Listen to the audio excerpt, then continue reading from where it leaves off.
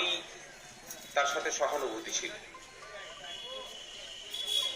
উনি আমাদের প্রতিনিধিত্বের বিষয়টার জন্য বলেছেন উপরে কথা বলবেন, উনি কথা বলছেন অলরেডি, এবং চাইছেন যে সমস্ত জেলা যাতে একযোগে এই সিদ্ধান্ত নিতে পারে তার একটা ক্ষেত্র প্রস্তুত করতে।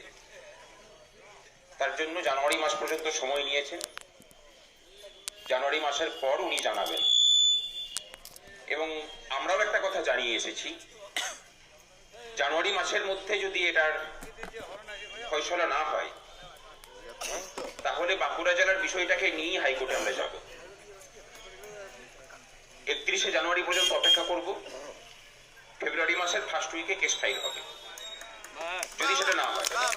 এবং যে কাগজ আছে, যেটুকু আইন বুঝি সেটুকু দিয়ে আপনাদেরকে বলে যাচ্ছি, যে কাগজপত্র আছে সেই কাগজপত্র দিয়ে কেস করলে পরে বাঁকুড়া ডিপিএসসি হাইকোর্টে হারবে। বাকিটা বুঝে নেওয়া হবে।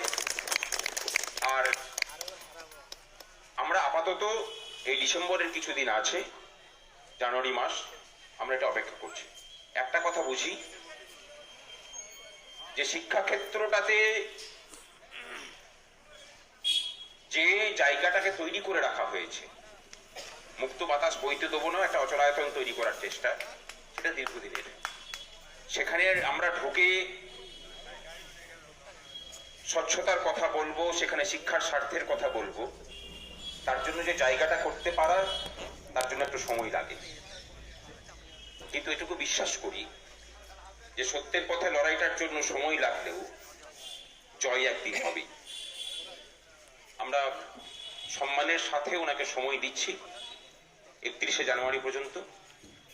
তারপরে যেটা করার সেটা আমরা করব।